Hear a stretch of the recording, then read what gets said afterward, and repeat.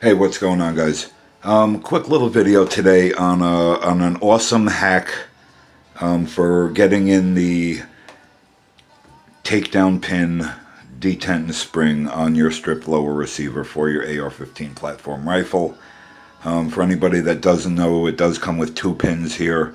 You have the pivot pin and the takedown pin. The takedown pin is the shorter of the pins.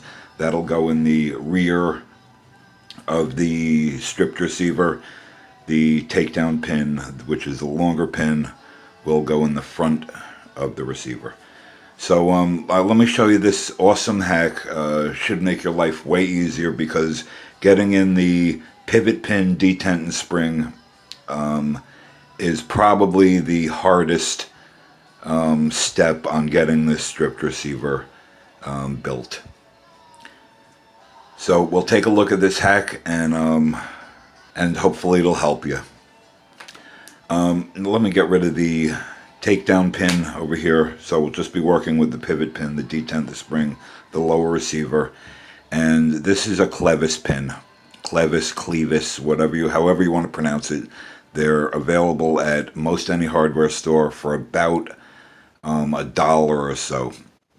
This is a 1/4 inch by 2 inch clevis pin, which will go through the holes in the receiver for your pivot pin, and it'll just make life way easier.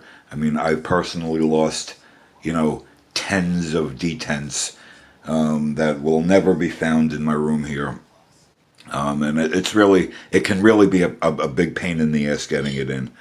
So the bottom line is, you take your clevis pin, 1/4 inch by 2 inch, get it through your receiver, line up one of the holes in the clevis pin with the hole in the receiver for your spring and detent.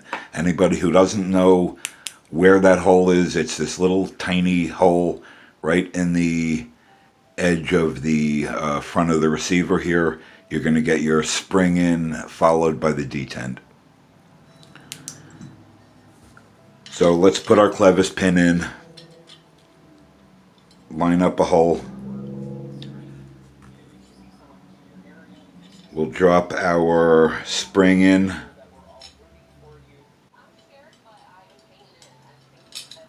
Okay, we got our spring in. Actually, I'm going to lay this down a little bit.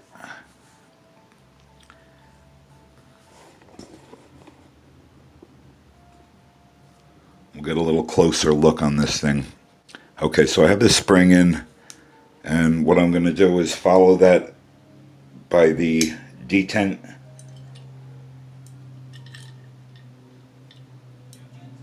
The detent won't push all the way in, but you will have at least some wiggle room to work with before you lose that detent. And I'm just sort of holding it in there. Now I'm going to take a 3/32 punch, and I'm going to push that detent in straight through into the body of the receiver.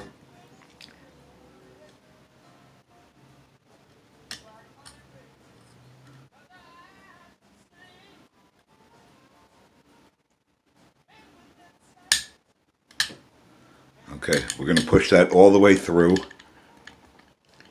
into the receiver and sort of twist it a little bit until we capture that. Okay, we'll pull that punch out. Now we've sort of captured the detent and spring in there against the side of the clevis pin where there's no holes. Once we pushed it in with the punch all the way through, we sort of manipulated the punch down a little bit to rotate this pin and capture the spring and detent. So now that's captured. It's not going anywhere until you get your pivot pin and you can push it through with the clevis pin. As you're pushing the clevis pin out, you'll be pushing the pivot pin in, and it'll jump right into that groove there on the pivot pin. And as simple as that. So bottom line is, let's get this pivot pin in. Okay, while keeping pressure on the clevis pin, push your pivot pin against the edge of the clevis pin.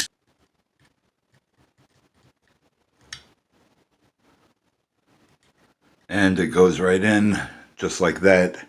I'm not going to put the pin all the way in because I'm not ready to build this thing and I don't want to have to take this pin out. But there it goes. You line your channel up. You line the channel up to where the pin would be. Oh, and it popped in anyway, so yeah, okay. So the pin's in. Come on, baby. Okay, the pin is in. Next video, how to remove the pivot pin from your lower. Anyway, guys, it's pretty much that simple. Not very hard at all.